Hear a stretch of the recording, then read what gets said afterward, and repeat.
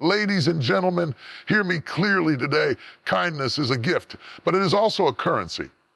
And if you spend it recklessly, you will bankrupt your soul. Who gives her kindness to everyone without discernment is like a river pouring into deserts that will never bloom. She ends up dry, weary, and wondering why no one pours back into her. Now, don't misunderstand me. Kindness is a fruit of strength, but strength must be guarded. You were never designed to carry the weight of pouring into every hand that stretches towards you, because not every hand stretched out is in need of help. Some hands are simply trying to drain you, to manipulate you, to take what was meant for the worthy and waste it. A woman's kindness is like oil. Oil is precious. Oil is costly. Oil was never meant to be spilled in every direction. And if you don't recognize the value of what you carry, you will end up giving your pearls to swine, people who trample on your worth and leave you empty. When you are too kind to everyone, you begin to silence your own discernment. You start confusing your calling with people pleasing. You open doors to wrong relationships, wrong connections, wrong alliances. The truth is this: you cannot heal the world by destroying yourself. So I say this with urgency: guard your kindness. Reserve it for the soil that can multiply it. Sow it where it will grow, not where it will wither.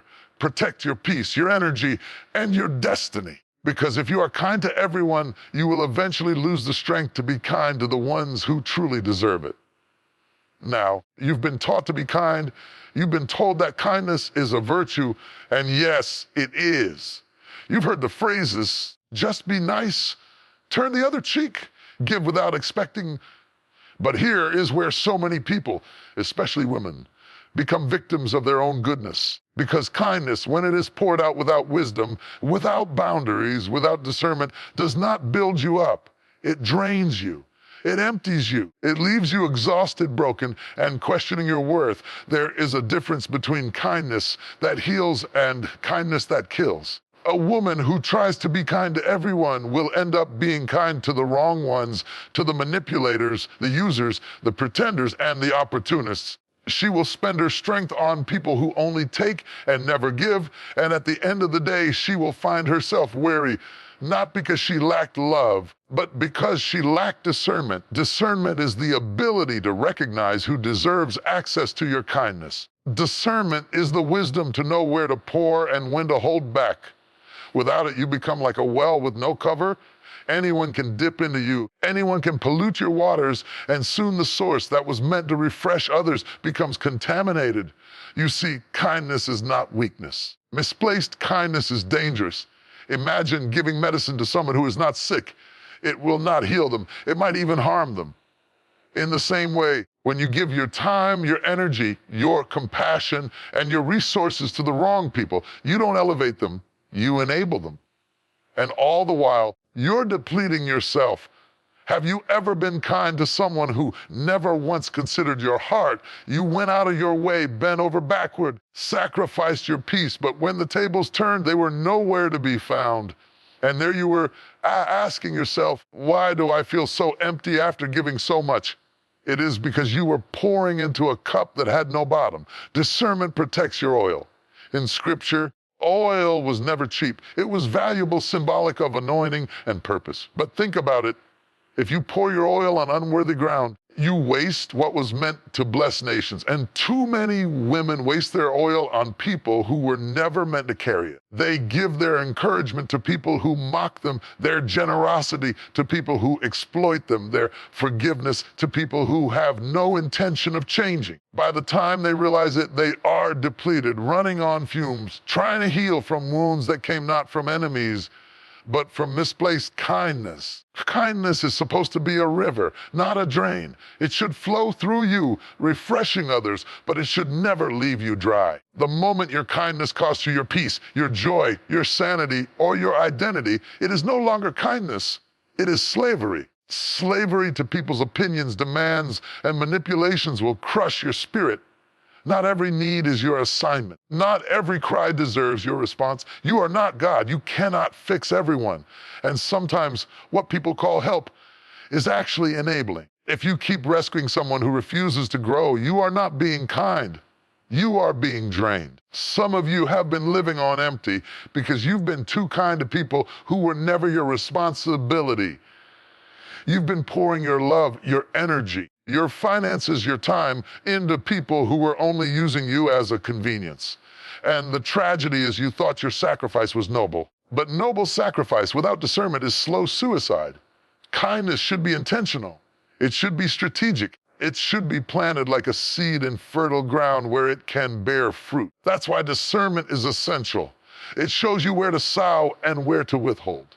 Because not every soil produces a harvest. Some soil will swallow your seed and give you nothing in return. Look around your life and ask yourself, who has been draining me? Who has been feeding off my kindness without ever nourishing me back?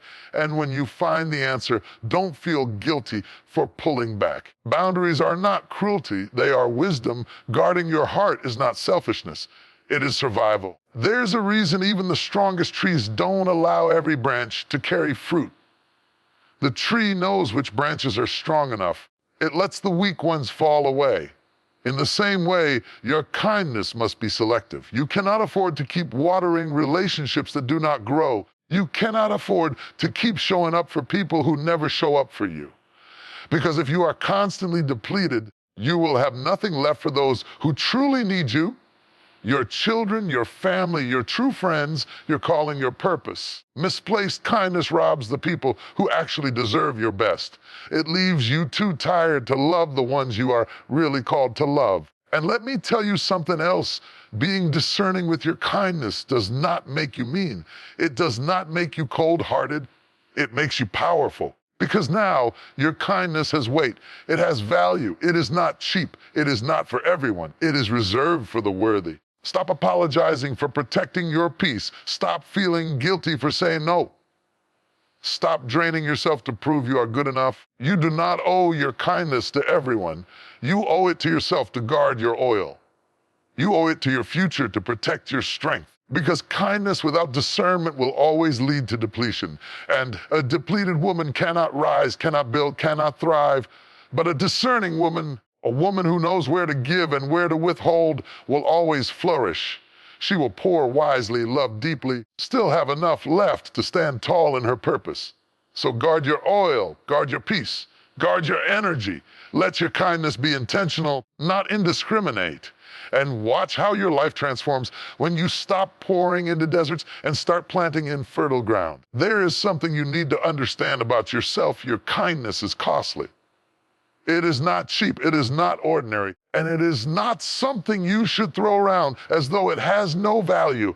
Every time you extend kindness, you are giving away a piece of your time, your heart, your energy, and sometimes even your resources. And none of those things are free. They all come with a price. You see, people often mistake kindness for weakness. They think that because you smile easily, forgive quickly, or give generously, that what you carry comes cheap.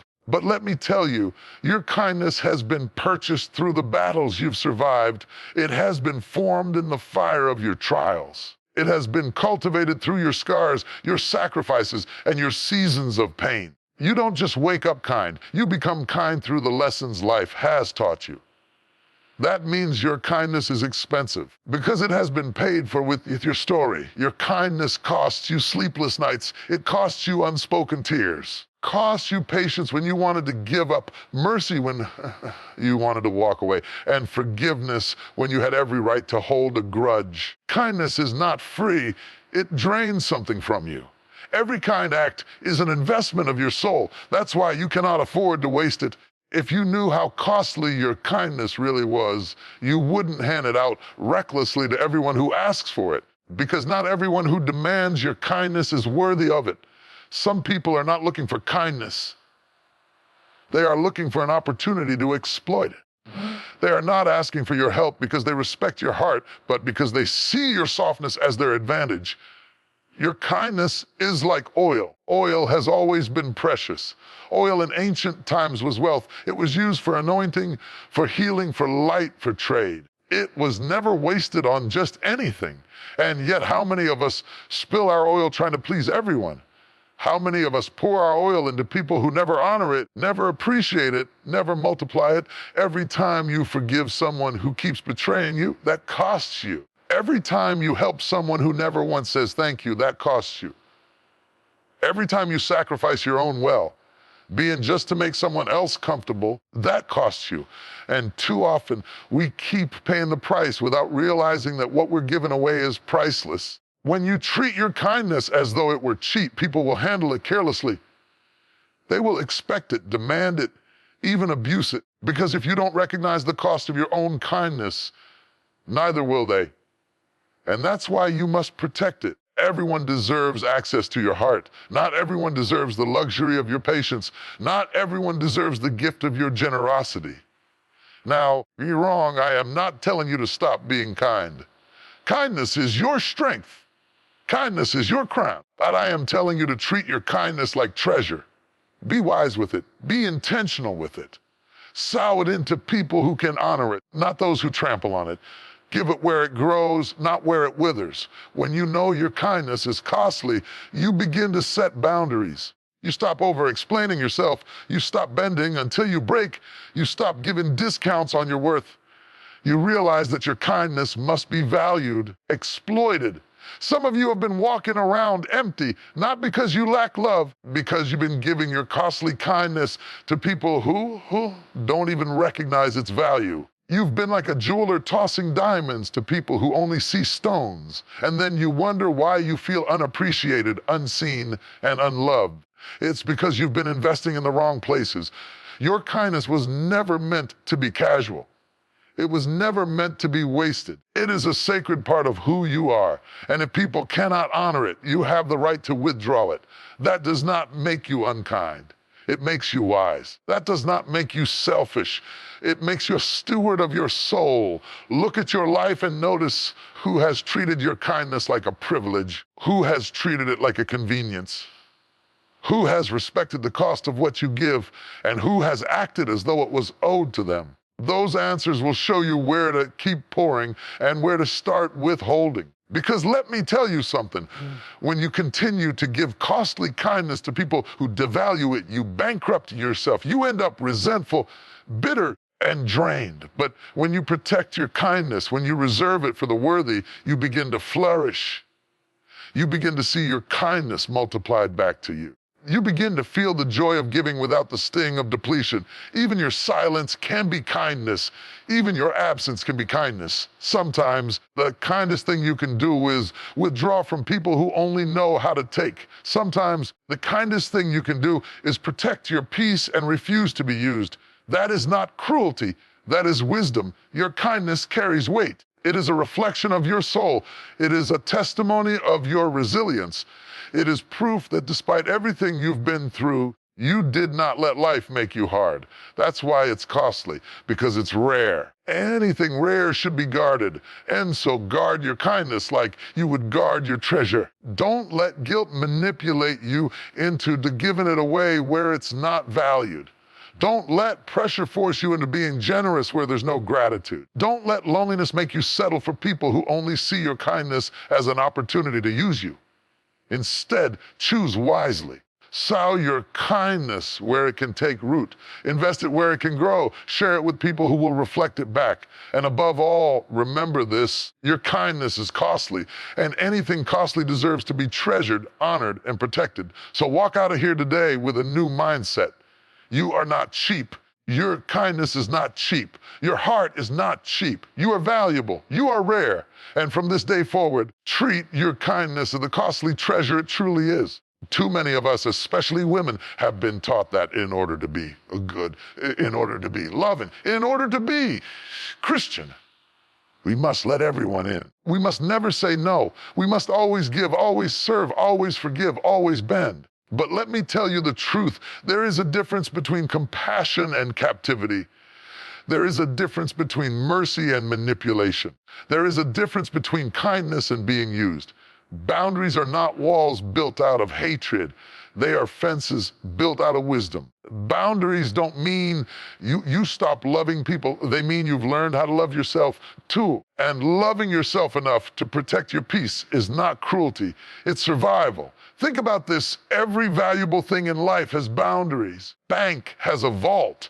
A palace has gates, a garden has fences, even the ocean has shores, and yet you've been walking around like your heart has no locks, your soul has no gate, your peace has no fence. And then you wonder why people come and go, take and take, drain and deplete, until you're left with nothing but exhaustion. Boundaries are God's way of teaching you stewardship over your own soul. You cannot give everyone access to you. Not everyone deserves the front row seat to your life. Some people are meant to be in the balcony. Some people are not meant to be in the theater at all. But when you live without boundaries, you hand out VIP passes to people who do not have the character to sit close to your spirit. Let's be real, people will call you mean the moment you stop letting them misuse you. They will call you selfish when you stop giving them free access to your time and energy. They will call you cold when you finally grow strong enough to say no more. But hear me, Wells, opinion of your boundaries does not define the value of your boundaries. You are not cruel for refusing to let yourself be drained. You are not cruel for closing the door on toxic relationships. You are not cruel for protecting your mental health, your emotional stability, and your spiritual destiny. You see, boundaries are not about punishment, they're about preservation. They are not about keeping everyone out. They're about keeping the wrong ones out so that the right ones can flourish inside. When you protect your space, you're not being harsh, you're being wise. You're saying, this is sacred ground. Not everyone can walk here. Not everyone can plant here. Everyone can dwell here. Let me tell you why boundaries are necessary, because without them, love turns into abuse. Without them, kindness turns into depletion. Without them, service turns into slavery. Without them, you lose yourself trying to please everyone else. The tragedy is this: people will gladly take until you are empty, and then when you are empty, they will walk away looking for their next victim. So you must learn to protect your peace as though your life depends on it, because it does. Protect your time. Protect your energy. Protect your heart. Protect your space. If someone is constantly bringing chaos into your life, you are not obligated to keep letting them in. If someone is constantly draining you, constantly disrespecting you, constantly crossing lines, it is not unkind to set a boundary. It is necessary. Think about it. Why do we lock our doors at night? Not because we hate the world, but because we want to protect what is inside. Why do we fence our gardens? Not because we don't want anything to grow, because we want the right things to grow without being destroyed. Why do we discipline our children? Not because we don't love them, because our love demands that we guide and protect them. Boundaries, in the same way, are not evidence of cruelty. They are evidence of love. Let me speak to the guilt you carry. Some of you have been living under the heavy weight of guilt because every time you draw a line, someone calls you too harsh, too distant, or too much. But let me release you right now. You are not responsible for other people's comfort at the expense of your peace. If protecting your well-being offends someone, then they were never invested in your well-being to begin with. Boundaries are how you teach people how to treat you. If you never set them, people will assume you are fine with anything. They will assume you are fine with disrespect. They will assume you are fine with betrayal. They will assume you are fine with being last. And the truth is, people will only rise to the standard you set. If you set no standard, they will rise to nothing. I challenge you today, stop apologizing for protecting yourself. Stop feeling guilty for saying no. Stop carrying the weight of people's disappointment because you refuse to be their doormat. You have one life, one soul, one destiny. And if you keep living it without boundaries, you will never fulfill the calling that's inside of you. Boundaries allow you to flourish. They give you room to breathe, to heal, to grow. They create the space where love can be healthy, where relationships can be balanced, where kindness can be pure. Without them, everything becomes contaminated. With them, everything becomes ordered. And let me tell you this: Boundaries are not just about people. Boundaries are also about habits. You need boundaries with your work so it doesn't consume you. You need boundaries with your phone so it doesn't control you. You need boundaries with your thoughts so they don't destroy you. Boundaries in every area of your life are what keep you whole. So today, this truth echo in your heart: boundaries are not cruelty. Boundaries are protection. Protection for your heart, protection for your future, protection for your destiny. Because without them, you will give yourself away piece by piece until there is nothing left. But when you learn to set them, when you learn to stand firm, when you learn to guard your spirit, you will discover a new strength, a new joy, a new peace. You will find that the people who truly love you will respect your boundaries. They will not be offended by them because they understand that love without respect is not love at all. So from this day forward, don't be afraid to close doors, to draw lines. Guard your peace. You are not cruel. You are wise. You are not mean. You are strong. You are not selfish. You are a good steward of your soul, because boundaries are protection, not cruelty. And the moment you embrace that truth, you take back your life, your power, and your freedom. At first glance, hand stretched out looks like an invitation. It looks like a plea for help, a gesture of friendship, or a sign of need. And because you have a good heart, because you were raised to be kind, because you have compassion running through your veins, your natural instinct is to reach back. You extend yourself. You pour out your time, your energy, your resources, your love. You think, surely, if they're reaching for me, it must be because they value me. But oh, how often we discover too late that not every hand reaching for you is reaching with sincerity. Some hands reach for you not to hold you, but to control you. Some hands stretch out not to bless you, but to burden you. Some hands appear open, but behind them is manipulation, deception, or even envy. And when you fail to discern the difference, you become a victim of your own goodness. Let me make it plain. There are hands that look like help, but are really traps. There are hands that look like friendship, but are really competition. There are hands that look like need, but are really greed. And if you don't learn to recognize the difference, you will find yourself drained, disappointed, and disillusioned, wondering why the very people you reached for are the ones pulling you down. Judas stretched out his hand for bread at the same table as Jesus. His heart was already plotting betrayal. Delilah stretched her hand towards Samson, but her intentions were to strip him of his strength. The serpent stretched its words toward Eve, not to enlighten her, but to deceive her. The hand may look sincere, but the heart behind it reveals the truth. This is why discernment is so important, because sincerity is not proven by a gesture, it is proven by fruit. Anybody can smile at you. Anybody can compliment you. Anybody can stretch out a hand when they want something. But what happens after they get what they want? Do they still value you? Do they still respect you? Do they still show up when you need them?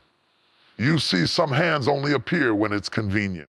They only reach for you when they're hungry, when they're desperate, when they're in need.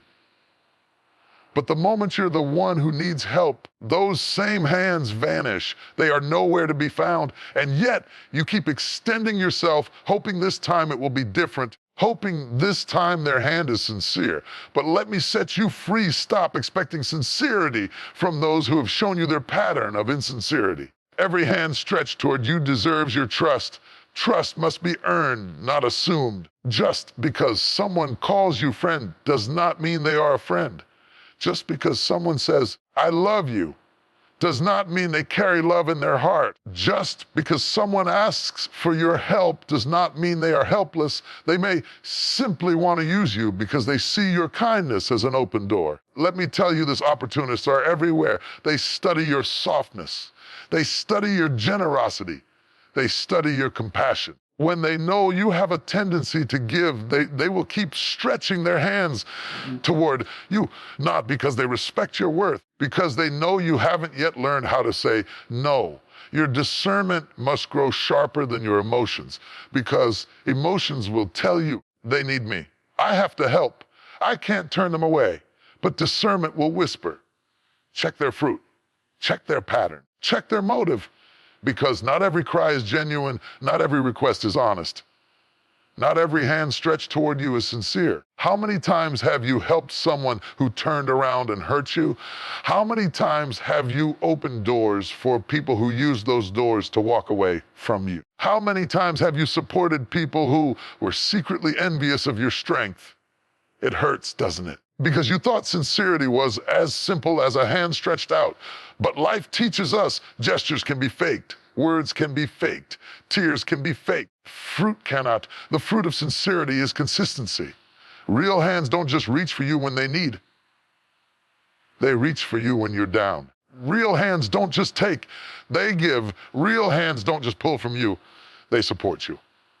If someone's presence is only tied to their convenience, their hand is not sincere. If someone's loyalty disappears when you set a boundary, their hand is not sincere. If someone's affection shifts when you stop serving them, their hand was never sincere.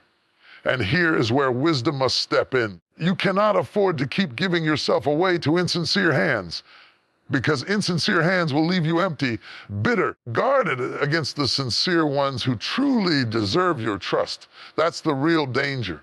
When you keep feeding the insincere, you starve the sincere. You become so used to betrayal that you push away genuine love because your destiny is too valuable to be drained by insincere hands. Your energy is too precious to be wasted on people who only show up to take. Your kindness is too costly to be thrown at people who trample it underfoot. Protect your peace, protect your purpose, protect your oil. And remember this, it is not cruelty to withdraw from insincere hands, it is wisdom. It does not mean to step back. It is maturity. It is not selfish to guard your heart. It is survival. So, from this day forward, be fooled by every hand stretched toward you. Test it. Observe it. Look for fruit, not flattery. Look for consistency, not convenience. Because not every hand stretched toward you is sincere. And the sooner you accept that truth, the freer you will become to invest your love, your time, your kindness into the ones who truly deserve it. Kindness is one of the most powerful gifts you can give. It heals wounds, it mends hearts, builds bridges, it opens doors. But kindness, like a seed, is only effective when it is sown into fertile ground. If you scatter it on barren soil, it will not grow. If you plant it among thorns, it will be choked. If you cast it on rocky ground, it will wither away. That's why you must learn to preserve your kindness for worthy soil, because if you don't, you will waste the very gift that was meant to bless lives. So many women, so many good-hearted people spend their lives giving kindness to anyone and everyone, believing that surely their goodness will be enough to transform others. But the reality is this some people are not ready for your kindness. Some people do not respect it. Some people will take it and never value it, never return it, never honor the cost of it. If you keep pouring your kindness into unworthy soil, you will not only lose your strength, you will begin to lose yourself. Farmer has a limited supply of seed. He doesn't throw it randomly in the wind. He studies the ground. He looks for soil that is soft, soil that has depth, soil that can receive, soil that can multiply, because seed is too costly to waste. In the same way, your kindness is too costly to give away recklessly. It must be preserved for ground that can honor it, nurture it, and produce fruit from it. The problem is that some of you have been trying to grow gardens in deserts. You've been pouring water where nothing will ever sprout. You've been speaking life into people who have no intention of changing. You've been giving chance after chance to people who only abuse your compassion. Deep down, you've started to wonder, maybe my kindness doesn't matter. Maybe I'm just wasting my life on people who never care. But the truth is, your kindness matters. It just needs to be planted in the right soil. Not everyone is worthy of your kindness. Not everyone deserves your time, your energy, your forgiveness, your generosity. That may sound harsh, but it's not cruelty, it's wisdom. Because when you waste kindness on unworthy soil, you rob the worthy soil of what could have been planted there. You take the love, the patience, the compassion that could have blessed your children, your family, your true friends, your community, your calling, and you pour it into people who only drain and deplete you. Your kindness is not infinite. Your energy has limits. Your emotional capacity has limits. And when you exhaust yourself on barren ground, you have nothing left to give to the ones who actually need you. That's why discernment is critical. You must learn to recognize worthy soil from unworthy soil. Worthy soil is people who value your presence. Worthy soil is people who honor your sacrifices. Worthy soil is people who show gratitude for your help. Worthy soil is people who grow when you invest in them. Worthy soil is people who pour back into you when you are empty.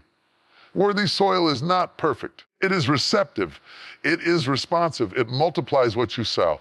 Unworthy soil, on the other hand, is toxic. It drains you. It takes without ever giving. It resents you even as you help. It manipulates your kindness to serve selfish ends. And if you keep sowing there, you will never see fruit, only frustration. Preserving kindness for worthy soil does not make you selfish. It makes you a good steward. You are not meant to carry the weight of saving everyone. You are not God. You are not responsible for fixing people who do not want to be fixed. You are not obligated to invest in people who show you again and again that they are not soil but stone. Let me say this, preserving your kindness does not mean withholding love. Love is universal, but kindness expressed in acts, in energy, in resources. Be strategic. If you give without wisdom, you will run dry. But if you give with discernment, you will multiply. Let's bring it home. Imagine what would happen if you redirected all the kindness you've wasted on unworthy soil and invested it into your calling. Imagine if instead of chasing after people who take you for granted, you sowed that kindness into building your dream, raising your children, strengthening your relationships, serving your community. Imagine the harvest that would come when you stop scattering seeds on rocky ground and start planting them where growth is possible. Worthy soil exists. There are people who long for your encouragement, people who will treasure your words, people who will honor your sacrifices, people who will grow because you believed in them. There are causes that deserve your investment, visions that deserve your energy, purposes that deserve your devotion. The harvest of your kindness will be abundant when you preserve it for worthy soil. And I know it's hard to pull back from people you've been pouring into for so long. It's hard to admit that some relationships will never grow no matter how much you give. But wisdom requires letting go. You cannot afford to keep wasting kindness on those who abuse it. You cannot keep watering thorns and expecting roses. You cannot keep scattering seed in deserts and expecting gardens. Preserve your kindness. Protect it. Guard it. Value it. Don't let guilt trick you into thinking you owe your kindness to everyone. You don't. You owe it to yourself to sow wisely. You owe it to your future to plan intentionally. You owe it to your destiny to choose worthy soil. Because when you do, your kindness will not be wasted, will not be trampled, it will not be mocked. It will grow, it will multiply, and it will return to you pressed down, shaken together, and running over. So I say this to you with urgency, stop wasting kindness on barren ground. Stop investing in people who refuse to grow. Stop scattering your seed where it will never produce fruit. Preserve your kindness for worthy soil and watch your life transform.